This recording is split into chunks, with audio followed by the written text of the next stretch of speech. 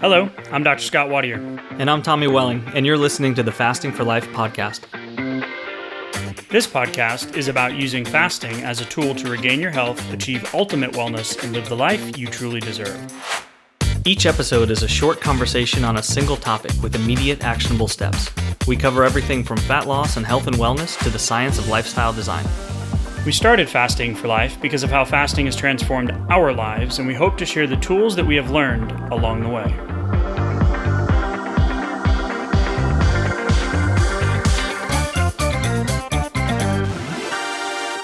Hey everyone, welcome to the Fasting for Life podcast. My name is Dr. Scott Watier, and I'm here, as always, with my good friend and colleague, Tommy Welling. Good afternoon to you, sir. Hey, Scott, how are you? Doing fantastic, my friend. Excited to dive into today's conversation. Saw a good friend and colleague of mine, Dr. David Jockers, had an article that came across my timeline the other day, and one of the images in there just smacked me in the face, and I was like, wow, this is what we talk about day in and day out during our challenges and our messages we receive from you guys and in our coaching. And I was like, all right, so we're going to dive into the cortisol dopamine insulin loop today. Wow. And it's going to talk about the emotional connection in our baseline behaviors that we have with food and our food choices, which is what we found after years of doing this and tens of thousands of conversations, is one of the major pieces that is going to allow you to get long-term sustainable results. So, welcome into the episode today. If you're new and you want to learn more about Tommy and myself and why we do what we do week in and week out, why we continue to do these episodes and have all the resources and the challenges and the coaching that we have, is because fasting transformed our lives. So if you go back to episode 0 and episode 1, it'll give you some insights into why we do what we do. Also kind of get you up to speed on this fasting for life thing, or this lifestyle adaptation of fasting. And for you long-term listeners, shout out to you. Thank you for being on this journey with us. We are doing this. We're living it every single day. Just came back from a quick one-day trip to North Carolina. And thank goodness for my fasting lifestyle and habits over the years, because I came home, crashed, got a nice green recovery, and I'm back up and ready to rock and roll the next day. Wow. The old me wouldn't have been able to do that. My voice is a little scratchy because I was talking all day. But other than that, thank goodness for a fasting lifestyle. So we want you guys to be on this journey with us. We're excited for you, and thank you for being part of the journey, as I mentioned. So Tommy, let's get into this connection between cortisol, dopamine, and insulin. And the reason this image just kind of popped up and smacked me in the face because of a couple of key words on the image. And you can grab the link to the article in the show notes as well. But we hear this a lot from folks. It's like, when my cravings kick in, you don't typically crave broccoli. Right. You crave salty, sweet, sugary, more high hedonic foods, the high fat, right? High carb content stuff. Caloric density, high caloric density. High caloric density foods. So that stuck out to me. And then the strong neural pathway wiring for emotional eating, I was like, oh, that's interesting wording. And then the connection to insulin, but then the hangriness or the uneasiness that leads you to have those strong cravings. So I was like, all right, let's talk about this from a fasting for life perspective, because the fasting is, in essence, the easy part. If you've been doing it for a while, abstaining from food, 16, 18, 20, 22, 24 hours, for most of us that have been doing this for a while, that's the easy part. It's what do we do after? And actually, what is happening physiologically to drive the behavior? Because it's not just a willpower problem, right? Willpower is finite. Yeah. So we need to work with our physiology and our biology and our fasting techniques or tools in order to get sustainable long-term lifestyle adaptation, get the results you want, lose the weight once and for all, feel confident, prevent the medications, come off the medications, reverse the diabetes, whatever it is that you're working on your health journey, right? Absolutely. When we're in a loop, sometimes we don't even realize it because it becomes, like you said, our default behavior pattern. And because it's our default, and because we've done it so many times, it can just feel like I'm being led in that direction, and I don't necessarily have conscious control over it. It's just a way I feel, and I'm kind of just chasing that feeling in the moment. And sometimes it's boredom, or sometimes it's a negative emotion, or sometimes it's a high positive emotion.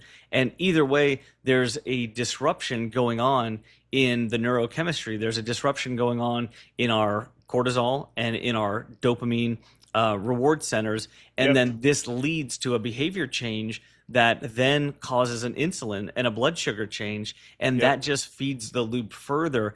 And so it's not as easy as just going, hey, if I'm just a little bit more disciplined, if I just have a little bit more willpower, I'll be able to knuckle it. Yeah, I'll be able to make a different decision in that moment. No, we have to kind of understand the underlying neurochemical change, the behavioral loop, and then what's going on under the surface with our physiology, so that we can understand, hey, this isn't really just like a discipline or a willpower problem. This is the issue lies somewhere else, and what can I do about it? And then we can throw a wrench in that loop, and then we can start seeing more consistent results over time, right? Yeah, and that's why we hear this a lot, is like, man, I was doing really great, and then I made one bad decision, and then it snowballed. Yep. Right? And it's like, what the heck? So let's describe the connection first, and we'll go into some of the cues and then ultimately what to do about it. Okay. So cortisol is your stress response hormone. It's something that cycles normally. It should be high in the morning, low at night. It's opposite of melatonin. It's part of your circadian biology. When you feel, your body feels stress, or the perception of stress, physical, chemical, emotional stress, and a big thing here I want to mention is lack of sleep. So 2 to 3 nights of less than 5 to 6 hours of sleep can also cause this response to happen, right? So, as well as 30% reduction in insulin sensitivity as well. Right, in how your body's actually processing the food you do eat, or that stored fat that you're trying to lose, right? Yep. So when you have a stressor, the brain demands fast energy. So what's the quickest way to get energy? Well, from glucose. What is in the macro family? Carbs, fat, and protein. Which one gives you the quickest blood sugar spike? Well, that's going to be carbohydrates, specifically the sugars, or those fast digesting carbs. Yeah. So, and then when you eat that releases dopamine, creating a reinforcing feel-good response. The pint of Ben and Jerry's. So the glucose responds, leading to an insulin demand. You're going to need more insulin to process that large bolus of glucose that's come in. So insulin's job is to clear that from the bloodstream. That's going to cause the blood sugar to drop quickly. This then triggers another physiological stress response, and the craving cycle restarts. So it's not a willpower issue. It's a neurochemical and hormonal feedback loop. And if you know anything about loops, you need to break the loop. So we're going to talk about things like electrolytes and some of the key components of what can help break this cycle. Because here's how it starts. When you feel a stress or you're sleep deprived, your body produces more or puts more strain on your stress response system, i.e. production or attempted production of cortisol. That's going to increase your hunger hormones like ghrelin and decrease your satiety fullness hormones, your gas and brake pedal of hunger, leptin. It's going to decrease leptin or block leptin and increase ghrelin. That's going to prompt your body to search for quick energy fuel. That's going to be the craving. The salty, sweet, calorie-dense, high-fat, carb-based foods. The dopamine rush is when you eat it, right? Because your stress response is driving you towards that. Your taste buds, it hits your taste buds, it reaches your gut, it triggers that massive dopamine surge because most of your gut-brain axis, most of your dopamine is formed in the gut. And that's going to reinforce the behavior, acting as that instant reward. This is where we see the strong neural pathway wiring for that emotional relationship or emotional eating verbiage that we hear from a lot of our folks, right, Tommy? Yeah, and what we hear with respect to that is like I don't necessarily label myself as an emotional eater, but then still at the same time I find myself making some emotional decisions, or thinking about food in a certain way. I have maybe a list of yes or no, good and bad foods, things that I'm trying to stay away from, or I know that I shouldn't eat, Right. and all of these kind of things. These labels lead to a change in our emotional relationship with some foods, because it could be a push-pull, like a love-hate relationship with a certain food. Like for me, for a while, it was pizza. Also, diet sodas kind of fell into that bucket, where it was like, I think they might be good for my, calorie tracking, macronutrient count. I think I'm still staying on track, and that they're not causing too much damage, but they're also kind of hitting that sweet tooth that might decrease the number of times that I might reach for something sweet in order to scratch that itch.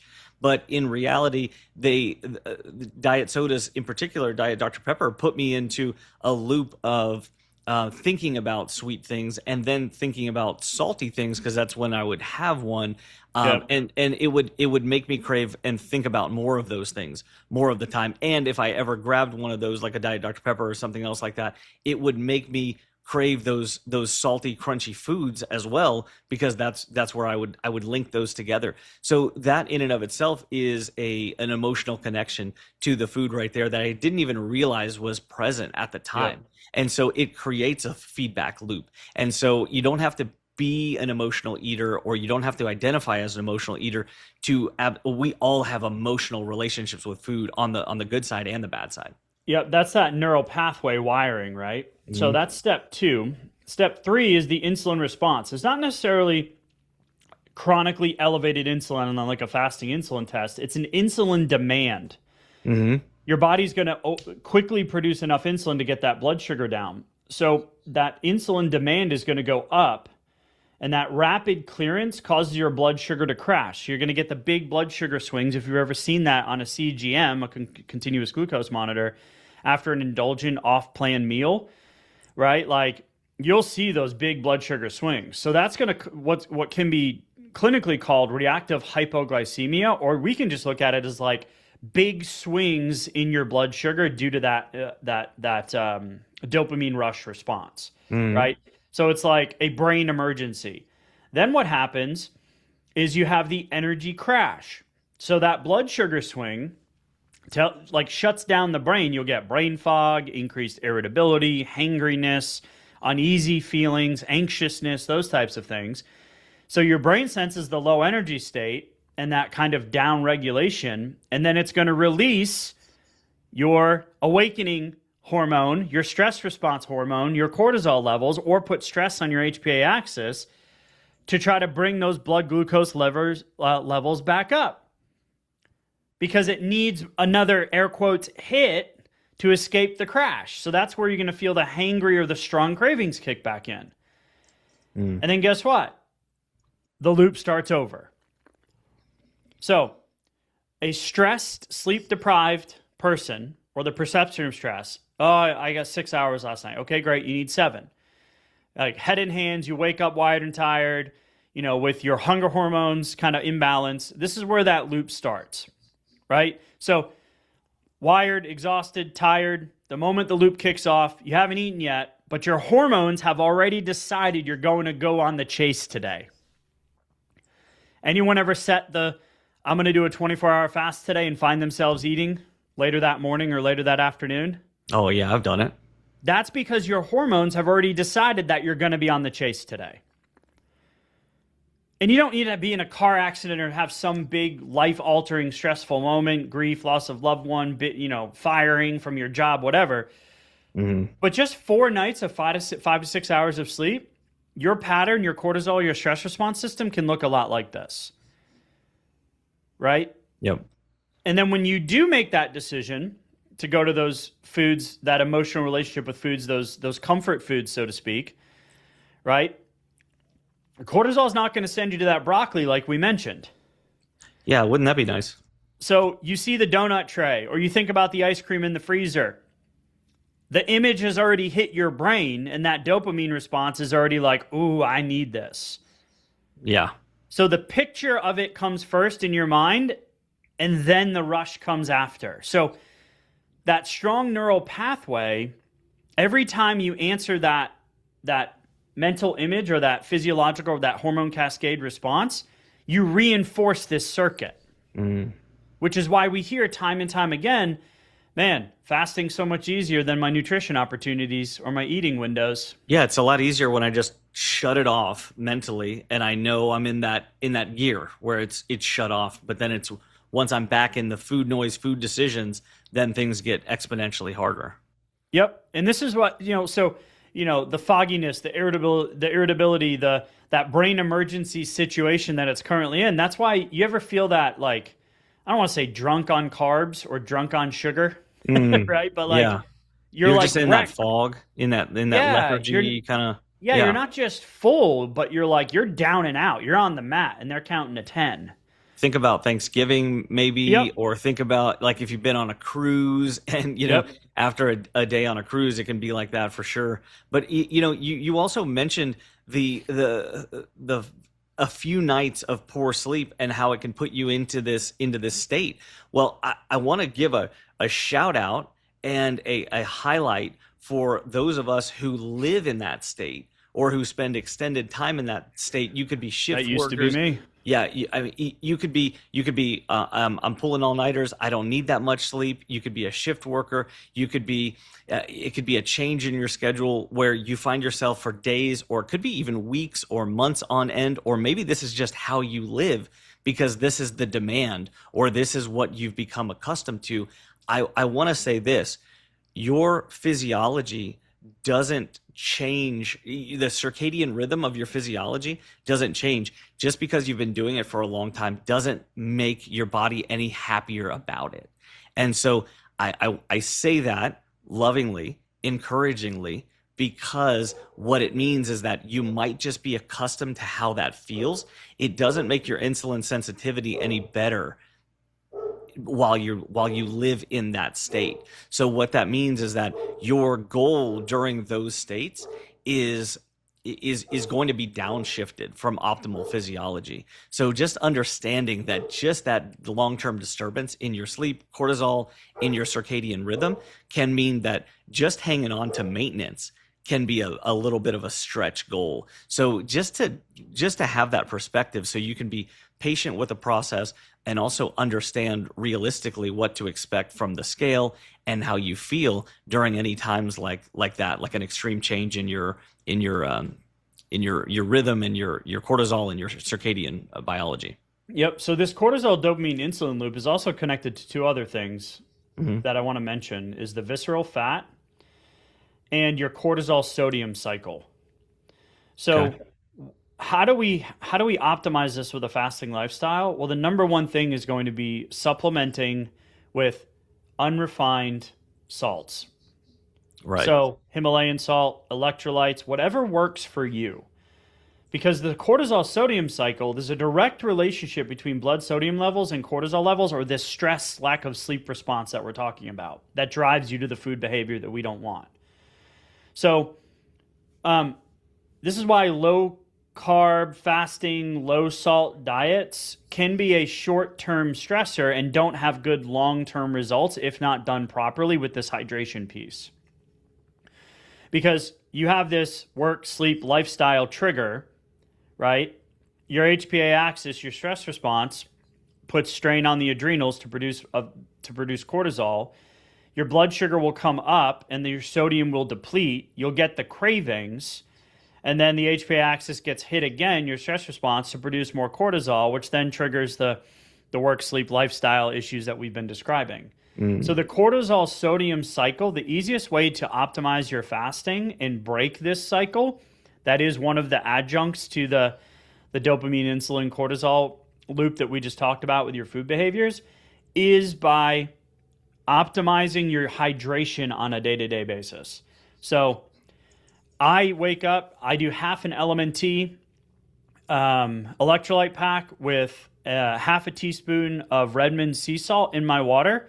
And I know that that's going to calm all of these feedback loops down. If I hydrate properly in the morning, my day goes a lot easier. I noticed yesterday when I was on site in a clinic, flew in late, not a lot of sleep, woke up. I really wanted to go to the coffee first. So I did, because Starbucks was on the way to the clinic. I was doing a lot of speaking and training, and I didn't drink as much water.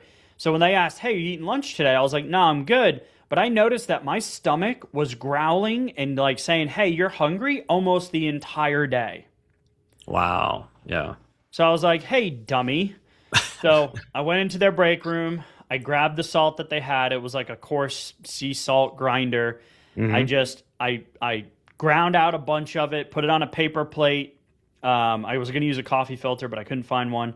And I Hmm. put it into my water bottle that I got at the airport. Chugged that down, and within a few moments, I was like, all right, I feel better, Nice. right? Yeah, and the caffeine can do the opposite. When you forego Yeah. that salt and then instead you reach for the caffeine, and I've done it, and I'll do it again, but it feels very much, it feels very different.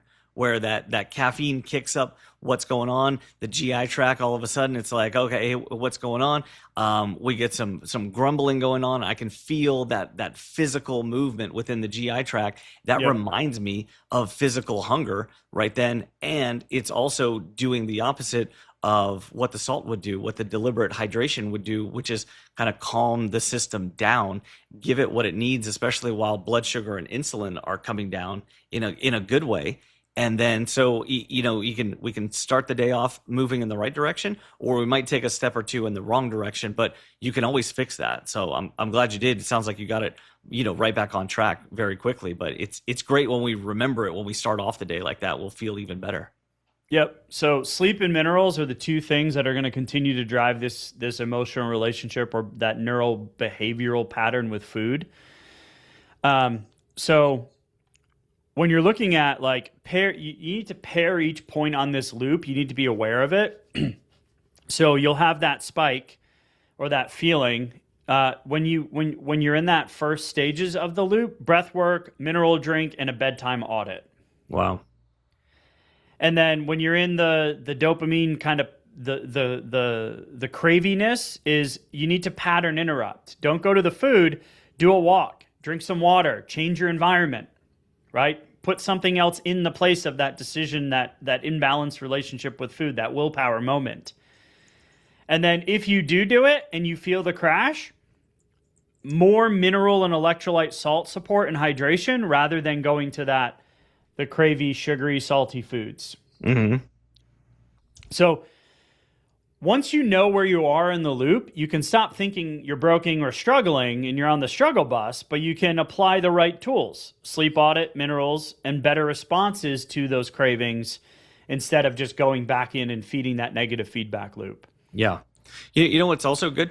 Double down on the times when you are feeling better, and then think about those as reps, as behavioral pattern reps, because we all have so many hundreds and thousands and even potentially hundreds of thousands of times when we've felt a certain way and then we've done a certain thing. And it might not be aligned with our long-term goals. But if we think about the number of times that happens, it adds up over time. And so every time when you're feeling well and you make a good decision, pat yourself on the back for it. Even Yep. take an extra couple of minutes and do something else nice for yourself. Reward yourself. Give yourself a little dopamine hit. Like, Yep. hey, that was a really good decision, and I like it. I'd like to do more of that. If I made that decision more often when I'm not feeling 100%, my results would come faster and more consistently. And that's exactly what I want to see for myself over time. So really, like, give yourself a little bit of extra dopamine, because when you do, you realize I do have other ways to give myself dopamine. It doesn't all have to come from these high hedonic, highly calorically dense foods that I might reach for in those moments of boredom or stress. Yeah. So when you're looking at the cycle, I listed out a few things here. Um, it it how do I want to say this? So how do we optimize this with our fasting lifestyle? There's a few things you can do. This is why we've changed our tune on early eating versus late eating, because Hmm.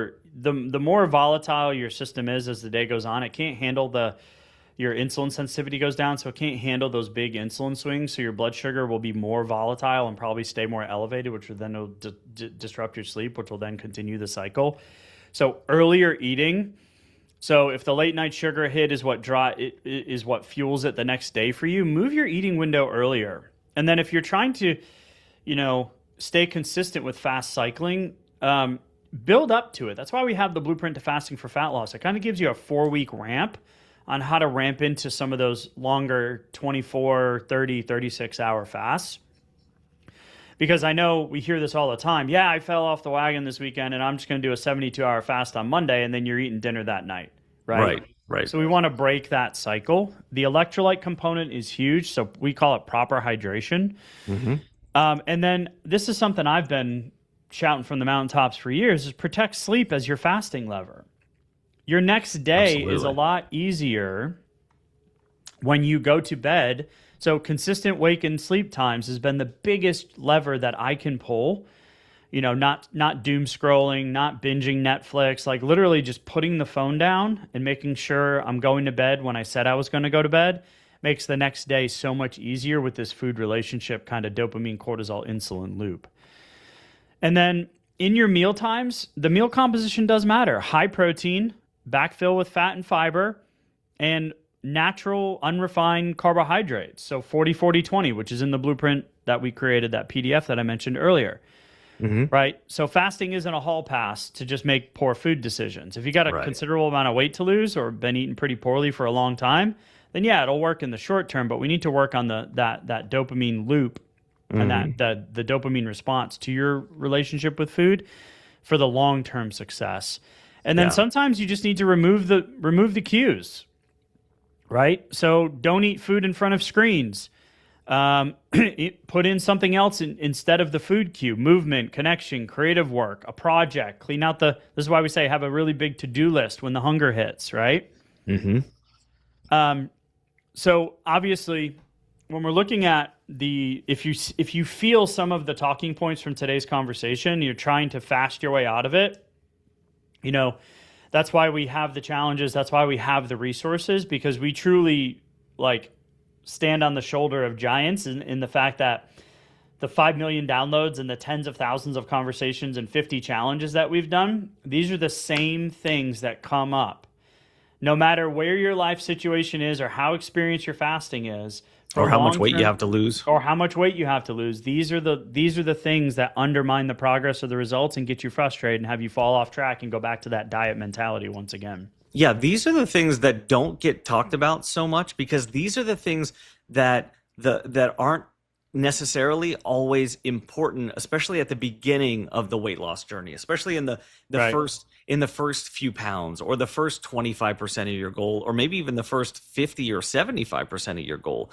But these are the things that will absolutely matter on the back half of the big, hairy, audacious goal. These are the things that will absolutely determine success or failure during maintenance, or the length of time for you to maintain your results, which, when we go for a new fat loss goal, burning through the visceral fat, getting the blood work in order, we're shooting for the long game. We're playing the long game here. This is lifetime control over the scale and my blood work and my optimal health and longevity and physical fitness over time. And to do that, I need to get these things right. I need to be improving these and putting a spotlight on them. So it's like you have various levers that you're going to pull within your fasting lifestyle, various tools that we need to work on. And this is a big set, because this is one that hits daily and since we were young. So we have a lot of reps at these things. So the things to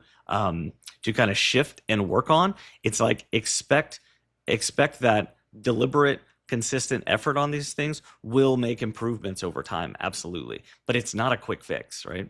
Yeah, it's not. It's all part of the learning kind of experience process, right? Yeah. You don't fail, you just get data. And we talked about this on a recent episode, where it's just information on how you responded in the moment, mentally, emotionally, and physiologically, right? So what I love about this is when you understand the cortisol dopamine insulin loop and where you are in that loop, pair it with smart, mineral-supported, sleep-aligned fasting, right? You're going to ultimately stop feeling like you're white-knuckling the cravings and that pull towards that food relationship that you have over the years, and finally give your physiology a chance to work for you instead of against you. So today's action step is pull one or two things that you heard that resonated with you from today's conversation, put it into action today. Head to the show notes, grab the full article from my colleague, Dr. Jockers, if you want to read it. Grab the Blueprint to Fasting for Fat Loss. It's the 20-page PDF. It's really the cornerstone of our resources that we've created. And Tommy, man, I appreciate the conversation as always, and we will talk soon. Thank you. Bye. So, you've heard today's episode, and you may be wondering, where do I start? Head on over to thefastingforlife.com and sign up for our newsletter, where you'll receive fasting tips and strategies to maximize results and fit fasting into your day-to-day life.